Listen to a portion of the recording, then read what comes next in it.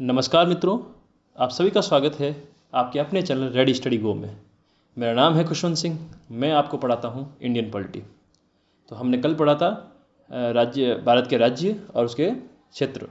अब हम आगे पढ़ेंगे भारत में development of states and union territory, मतलब राज्यों और केंद्र शासित प्रदेशों का विकास। अगर आपको हमारा ये चैनल पसंद आ रहा है तो आप हमारे चैनल को सब्सक्राइब कर दीजिए, क्योंकि हमारा टारगेट है कि जैसे ही 1000 सब्सक्राइबर होंगे हम लोग और भी टीचर्स को हायर करेंगे ताकि आपको और भी सब्जेक्ट्स पढ़ा सकें। तो जल्दी से जल्दी हमारा टारगेट पूरा करने में सहयोग कीजिए, इसको लाइक कीजिए और शेयर कीजिए ताकि हमारा टारगेट जल्दी से जल्दी पूरा हो सके। तो इससे आपको भी फ़ायदा होगा और हमें भी फ़ायदा होगा। हम और भी हायर, हमें मोटिवेशन मिलता है, हम लोग हिम्मत कर पाते हैं कि हम लोग और भी हायर करें, और आपको फ्री में अच्छा कंटेंट मिलने का मतलब प्रोबेबिलिटी बढ़ जाती है। हम लोग चाहेंगे कि हम अच्छे से अच्छा कंटेंट आपको डिलीवर कर पाएँ। ठीक है, तो चलिए फिर हम लोग शुरू करते हैं। सबसे पहले हम एक क्वेश्चन पूछेंगे। इस क्वेश्चन का आंसर इसी लेक्चर में है, ढंग से लेक्चर देखिएगा, इसका आंसर देखिएगा। जो आंसर मिलता है उसको कमेंट बॉक्स में हमें आंसर दीजिएगा। ठीक है। Who among the following was the head of linguistic provinces commissions appointed in the year of 1948? मतलब भाषा ही राज्य के समिति के लिए को किसने हेड किया था, जो कि 1948 में अपॉइंट की गई थी। To inquiry into the desirability of the linguistic provinces, मतलब भाषाई राज्य बनाने के लिए क्या डिजायरेबिलिटी है उसको चेक करने के लिए जो कमेटी बनाई गई थी 1948 में, उसकी अध्यक्षता किसने की थी। तो पहले आपके ऑप्शन है जवाहरलाल नेहरू, दूसरा ऑप्शन है जस्टिस एस के धार, तीसरा ऑप्शन है जस्टिस फैजी अली, चौथा है पिट्टाभी सीतारामैया। ठीक है, जो भी आंसर आपको लगता है पूरा लेक्चर देखिएगा, उसमें आपको आंसर मिलेगा। आपको लगता है ये आंसर है, उसको कमेंट बॉक्स में बताइएगा। ठीक है। सबसे पहले अभी देखिए, अभी एक्सचेंज ऑफ टेरिटरी हुई थी। कहाँ पर हुई थी? बांग्लादेश से अपने एक्सचेंज की थी। एक 100वां संविधान संशोधन किया था, उसमें अपन ने क्या किया था, 101 जो एनक्लेव्स थे वो बांग्लादेश को दिए थे, और 51 एनक्लेव्स अपन ने बांग्लादेश से इंडिया में लिए थे, ताकि हमारी जो बाउंड्री हो रेगुलराइज हो जाए।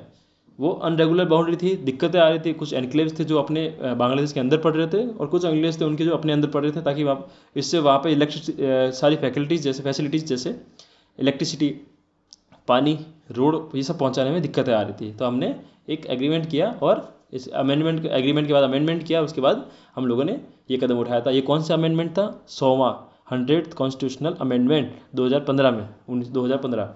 ठीक है। इसमें हमने क्या किया था, 6.1 किलोमीटर की एक बाउंड्री भी डिमार्क की थी, और उसमें 3 स्टेट में अमेंडमेंट्स हुए, 3 स्टेट की बाउंड्रीज में चेंजेस हुए थे, जैसे आसाम, वेस्ट बंगाल, मेघालय और त्रिपुरा। और किस में चेंज किया था इसके अलावा? फर्स्ट शेड्यूल में। ठीक है। ये मैंने इसलिए बताया कि देखिए अब आगे आएगा कैसे, क्यों किया अमेंडमेंट, कैसे किया। ठीक है। अब सबसे पहले स्टार्ट करते हैं हम लोग, कब से अपने स्टेट बनने स्टार्ट हुए। Integration of princely states. Prince state कहाँ पर इंटीग्रेशन हुआ?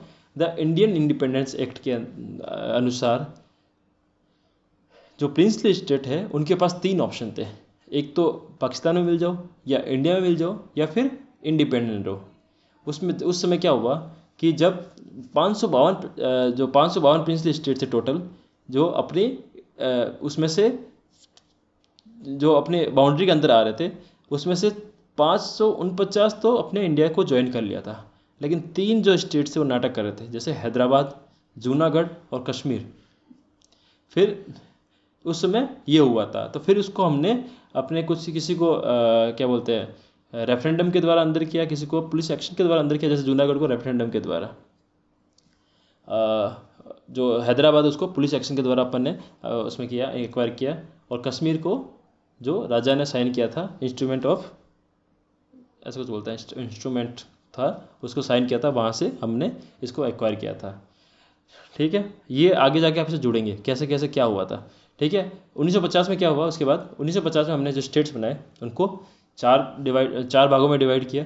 जैसे पार्ट ए था, जो गवर्नर जो प्रोविंसेस थे जो ब्रिटिश इंडिया के डायरेक्टली, वो पार्ट ए में आते थे।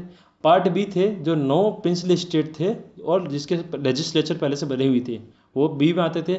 सी में आते थे जो चीफ कमिश्नर प्रोविंसेस थे, कुर्ग, बलूचिस्तान, अजमेर, मेरवाड़ा और एक और थी, वो पार्ट सी में आते थे। और जो पार्ट डी था वो क्या था, अंडमान निकोबार को पार्ट डी में रखा गया था। ठीक है। तो 4 तरह के 1950 में अपने पास 4 कैटेगरी में थे, 4 जो थे राज्य। पहले part A, part B, part C और पार्ट डी। पार्ट ए में जो ब्रिटिश प्रोविंसेस थे वो, पार्ट बी में जो प्रिंसली स्टेट थे जिनके with the legislature, part C में क्या था, चीफ कमिश्नर्स, पार्ट डी में क्या था, अंडमान निकोबार आइलैंड। ठीक है। अब क्या हुआ, सबसे पहले क्या किया कि धार कमेटी बनी, धार कमीशन बनी। धार कमीशन कब बनी, there was be demand for different region particular South India for reorganisation of state on the linguistic basis. मतलब साउथ इंडिया से डिमांड्स आ रही थी कि भाषाई आधार पर अलग से राज्य बनाए गए, उनकी जांच करने के लिए धार कमीशन बनाया गया। Accordingly June 1948 India government of India appointed linguistic provinces commission under the chairmanship of S के धार। 1948 में गवर्नमेंट ऑफ इंडिया ने एक लिंग्विस्टिक प्रोविंसेस कमीशन बनाई, किसकी अंडर चेयरमैनशिप में, एस के धार की चेयरमैनशिप में, कि इसकी फिजिबिलिटी एग्जामिन करने के लिए। उन्होंने रिपोर्ट कब दी, दिसंबर 1948 में। और इन्होंने क्या किया, रिकमेंड किया कि reorganisation of state on the basis of administrative convenience rather than linguistic factor. मतलब एडमिनिस्ट्रेटिव कन्वीनियंस के आधार पर रीऑर्गेनाइजेशन होना चाहिए स्टेट का, बजाय कि भाषा के आधार पर। मतलब क्या बोलते हैं हिंदी में, प्रशासनिक सुविधा के आधार पर। मतलब एडमिनिस्ट्रेशन आसानी से होना चाहिए, वो बेस होना चाहिए, ना कि भाषा। उसके बाद क्या हुआ कि जेवीपी कमेटी बनाई गई 1948 दिसंबर में ही, ताकि वापस से इसी मुद्दे को शुरू से चेक किया जा सके। जेवी मतलब जवाहरलाल नेहरू, वी मतलब वल्लभ भाई पटेल और सी मतलब पटाभी सीतारामैया। इसलिए और अप्रैल 1949 में उन्होंने अपनी रिपोर्ट सौंपी। उसमें क्या किया कि उसने बताया कि जो भाषाई आधार पर राज्य बनाने की डिमांड थी उसको रिजेक्ट कर दिया इन्होंने। उसके बाद अगली कमेटी बनी फैजल अली कमीशन। फैजल अली कमीशन किस माहौल में बना, अक्टूबर 1953 में क्या हुआ था कि एक बहुत बड़ा आंदोलन हुआ था मद्रास के लिए। मद्रास स्टेट से तेलुगु स्पीकिंग लोगों को अलग होकर आंध्रा बनाना था। उसमें अल्लू सीतारामैया या फिर ऐसे कुछ थे, उन्होंने सुसाइड कर लिया था, तो उनको एक अपना आंध्रा स्टेट गवर्नमेंट को अलग से बनाना पड़ा था। तो इसके जब ये इंटेंसिफाई हुआ तो इसके साथ में और भी डिमांड्स आने लगी। तो इसको चेक करने के लिए इन्होंने फैजल अली कमीशन बनाया था दिसंबर 1953 में। उसके 3 मेंबर थे। इस कमीशन का नाम था states reorganisation commission under chairmanship Fazal Ali. और री एग्जामिन करने के लिए उसके 2 मेंबर और थे, के.एम. पन्नीकर और H.N. कुंजरू। ये 2 मेंबर्स थे। चेयरमैन ये थे फैजल अली थे और के.एम. पन्नीकर और H.N. कुंजरू। और इन्होंने अपनी रिपोर्ट कब दी, सितंबर 1955 में। ठीक है। अब इन्होंने रिपोर्ट में क्या बताया, एक्सेप्ट कर दिया कि लैंग्वेज के आधार पर स्टेट का रीऑर्गेनाइजेशन हो सकता है, बट इसने ये थ्योरी रिजेक्ट कर दी कि 1 लैंग्वेज 1 स्टेट। मतलब ऐसा ज़रूरी नहीं है कि हर स्टेट की अपनी लैंग्वेज हो, लेकिन हाँ लैंग्वेज के आधार पर रीऑर्गेनाइजेशन किया जा सकता है, इन्होंने एक्सेप्ट किया। इसके बाद क्या हुआ कि उन्होंने कुछ स्कीम्स बताई, मेजर फैक्टर्स बताए कि किस आधार पर ये रीऑर्गेनाइजेशन हो सकता है, जैसे preservation and strengthening of the unity and security of the country. इन शर्तों पे होगा, मतलब लैंग्विस्टिक आधार पर होगा, लेकिन इन शर्तों पर, जो preservation and strengthening of unity और security of the country. Second, linguistic and cultural hegemony. तीसरा, financial, economical and administrative consideration. ये भी कंसिडरेशन रहना पड़ेगा कि फाइनेंशियल होना चाहिए, इकोनॉमिकल होना चाहिए और एडमिनिस्ट्रेशन भी इजीली होना चाहिए। Planning and promotion of welfare of people in the each state as well as the of the nation of the whole. मतलब इनका जो पीपल है उनका वेलफेयर भी होता रहना चाहिए।